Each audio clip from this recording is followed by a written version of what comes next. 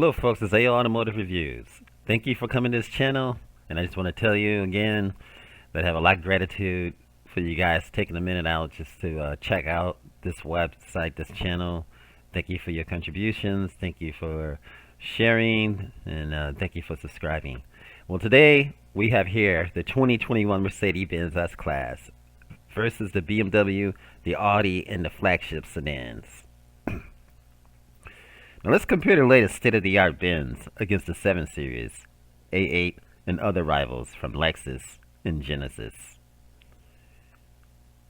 Now Mercedes-Benz has just debuted the new 2021 version of the S-Class sedan. We see how it stacks up against competitors from BMW, Audi, and other luxury brands.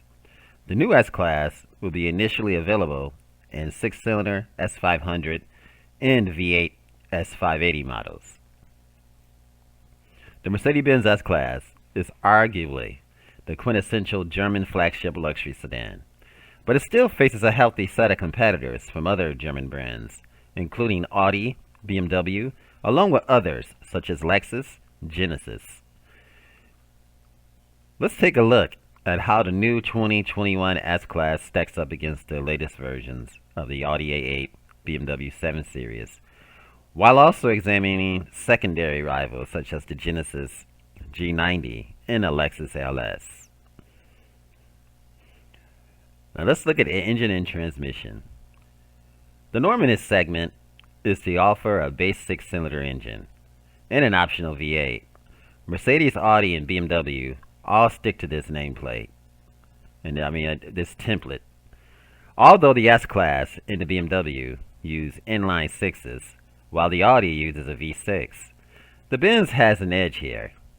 With its base S500 model, hybrid assisted 3.0 liter inline 6, making 429 horsepower and 384 pound-feet of torque, significantly more power than the Audi and BMW, which both only make 335 horsepower. Wow. Upgrade to the S580 with a twin-turbo 4.0 liter V8, however, and the Mercedes doesn't top the chart. Its 496 horsepower is significantly less than the BMW 750iS. 523 horsepower, twin-turbo 4.4 liter V8. Now the A8 trails both with 453 horsepower, twin-turbo 4.0 liter engine. A plug-in hybrid version of the S-Class is likely, as both Audi and BMW offers hybrid models too. Now we don't even get into the higher power performance variants wearing AMG M&S badges here, but rest assured that Mercedes will soon reveal multiple AMG versions of the new S-Class to go up against the Audi S8 and the BMW M760i. Now let's look at the dimensions. All three sedans are imposing machines with long wheelbases and elegant proportions. The S-Class is the widest, tallest, and has the longest wheelbase, but the A8 is slightly longer overall. The 7 Series is somewhat shorter in overall length, width, but has the wheelbase just 0.2 inches shorter than the Benz. While short wheelbase version of each of these sedans are available in Europe, it's become the norm to only offer the long wheelbase model in the United States. Audi, for instance, referred to the A8 as the A8L, but Mercedes and BMW, they don't designate this.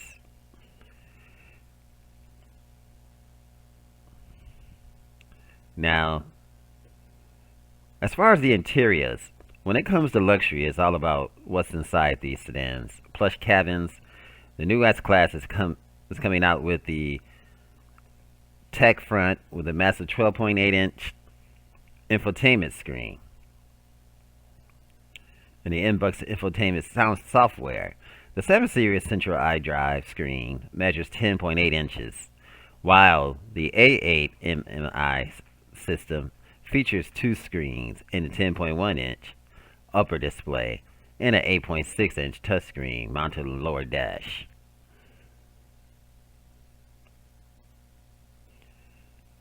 Now, let's flick through this and let's look at some of this interior of this Mercedes-Benz just to get an idea of what we're looking at. But before we get there, let's enjoy some of these exterior pics. The new Mercedes-Benz S-class.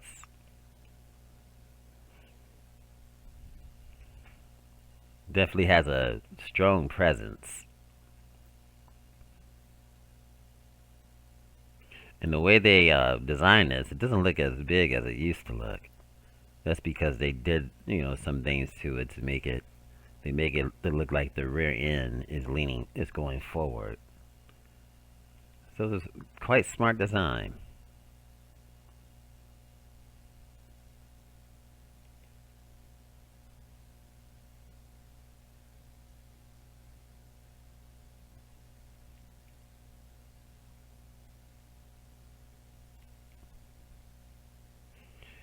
It's beautiful and elegant. Definitely beautiful. Now this emphasis of this whole video is going to be on the Mercedes, but we're going to be speaking of all the different competitors. That's because the Mercedes just had their reveal.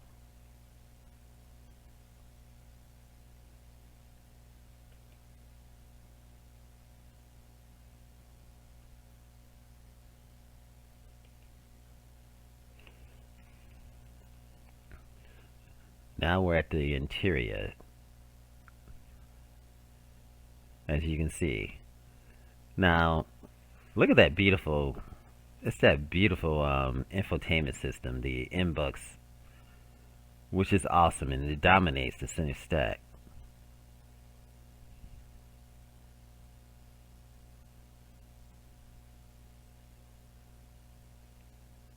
And it definitely does catch the attention. Look at that space. It's just marvelous, folks. Now the rear seat experience is paramount, and the more expensive S580 model will offer an optional executive line package with all sorts of creature comforts, including massaging, power, adjustable seats that are heated and cooled, a dual screen entertainment system, and separate climate zones for each rear passenger. This should line up nicely against the BMW 7 Series luxury rear seating package and the A8 Executive Plus package, both of which offer similar levels of opulence in the back seat. Let's take a close look at this beautiful back seat. One thing I always liked about the Mercedes is they have the diagram, they have the seats out, the controls laid up here. You can just slide it back and forward and move which one that corresponds to the comfort that you want.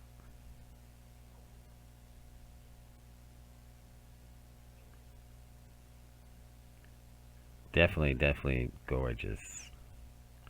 Now premium brands including Acura, Cadillac, Infiniti, and Lincoln are all without flagship sedans these days.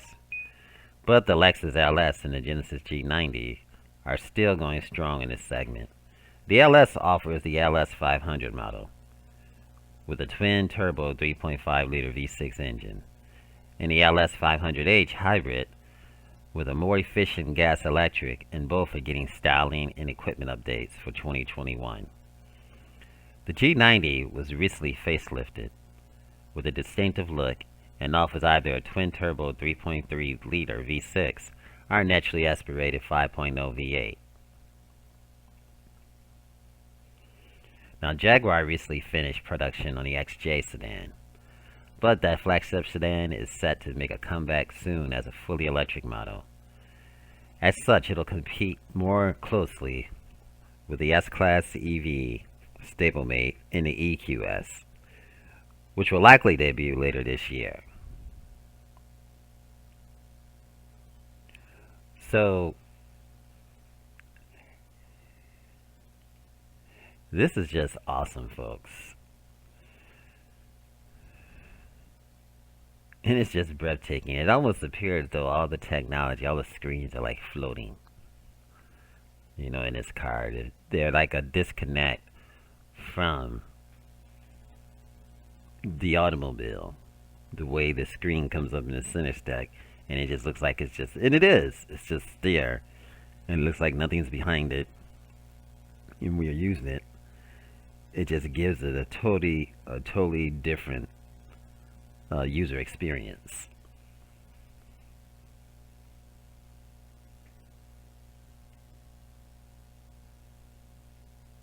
You can see the ambient lighting in the interior too as well.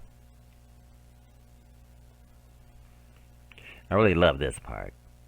This wood finish. And the vents are just spectacular.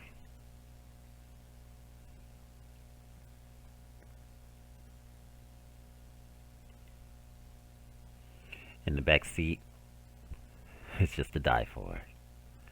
It's just awesome. I think instead of riding shotgun, you'll be wanting to ride in the back seat.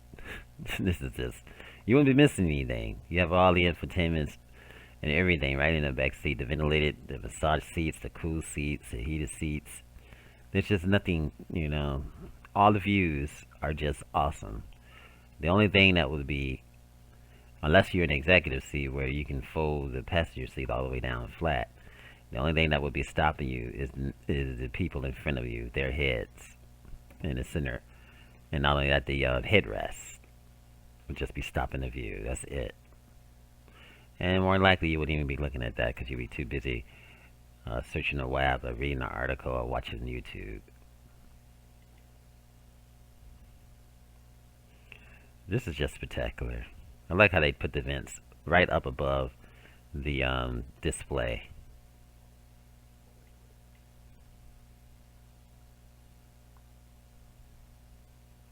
And you see how the seats fold up, the executive seats.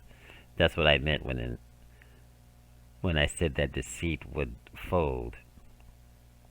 And it looks like, too, that the monitor, or the display, would also act accordingly to what the seats are folding. When the seats fold, that it would act accordingly so it could stay visible to the passenger.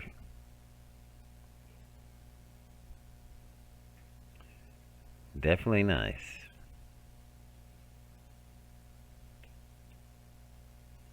And I'm sure this one is the executive option right here.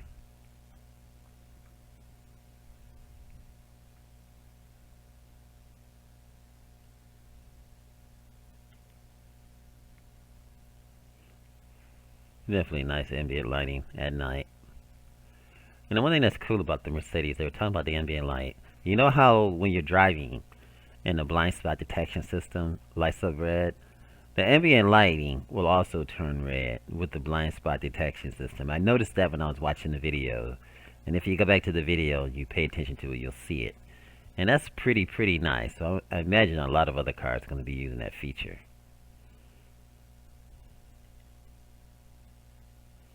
Definitely a beautiful steering wheel. Let's take a closer look at it. It's nice how it looks like a ball and how it's just floating. That is so sharp.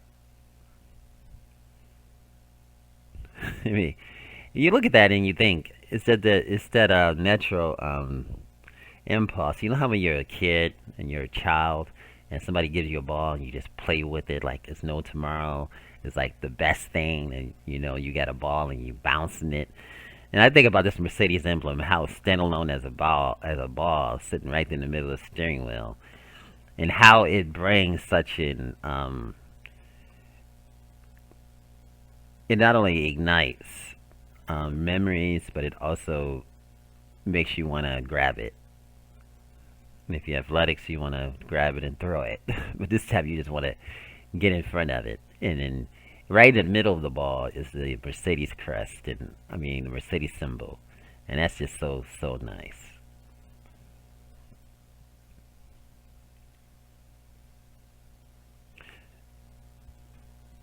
That is so nice. Look at that. I mean, you just can have a table there. You can use your computer, and it looks like it swivels. And you got a flat surface. Definitely nice. Folks, I just wanted to go through a quick comparison of the Audi and the BMW against the Mercedes, and just to see what it's about. Just touch it generally. Later on, there'll be another video about the technology as well in the new Mercedes S-class. Thank you guys for watching. Remember, like, share, and subscribe. Thank you. If you enjoyed this video, give it a thumbs up, share it with your friends, and subscribe for more interesting videos.